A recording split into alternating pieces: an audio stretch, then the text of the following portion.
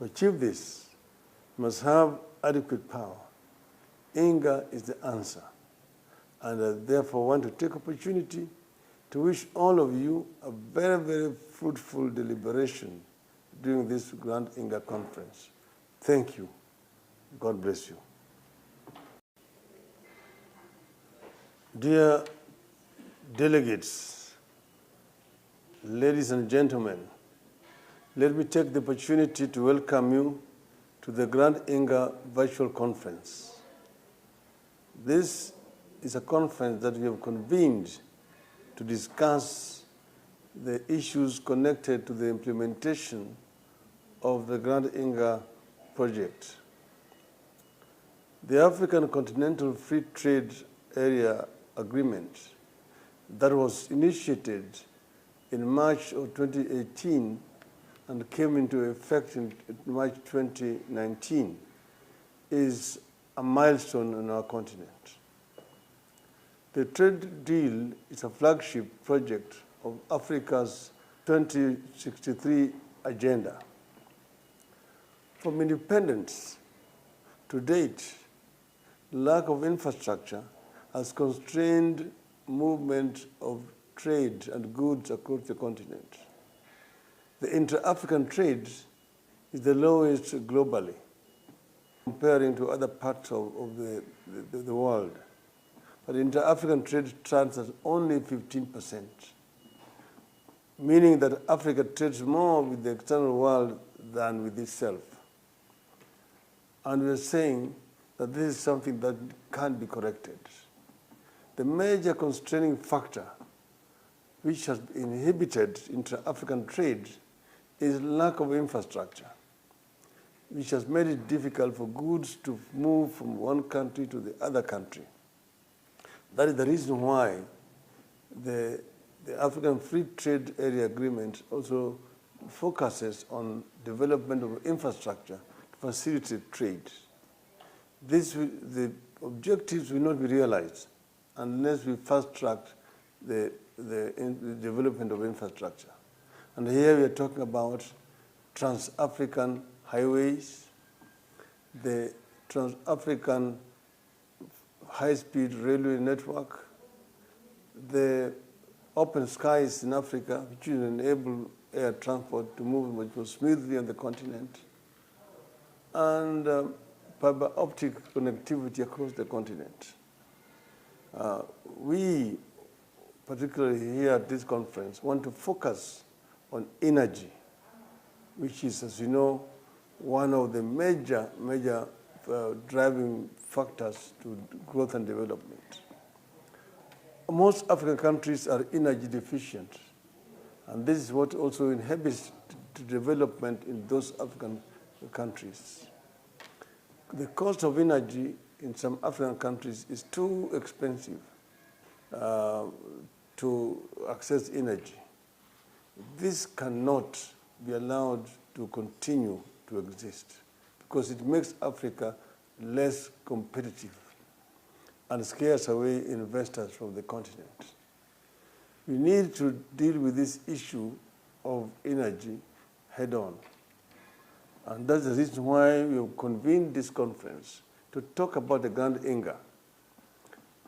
Africa is the richest continent in as far as the raw materials are concerned. Africa is rich in minerals than any other continent on earth. Yet Africa is also the poorest in terms of living conditions of our people.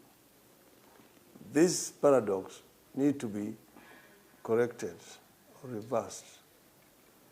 We need to find a way in which we can add value to raw materials which are available in abundance on the continent by doing value addition before we export them as raw materials. And that's why we need to address the issue of energy, because we cannot do value addition without sufficient energy in the continent. And then the Grand Inga. Grand Inga presents an enormous opportunity for the continent. And it cannot be developed as a purely DRC, that is a project of the Democratic Republic of the Congo. And that's why we need to get African countries to move in and develop this INGA as an African project. We need to get countries to come in through the regional power pools to tap into this. We have several power pools on the continent. The Southern African Power Pool, the East African Power Pool, the Northern Africa, the Maghreb, the West African Power Pool, and the Central Africa. So we need to address the issues of pool interconnectivity across the continent so that we can be able to transport the energy coming from the INGA to other parts of the continent. This will help to bring down the cost of energy in our continent. We are working together with His Excellency President Felix Tshisekedi, who was consistently committed to working with the African leaders to make the Grand INGA hydropower project a continental project.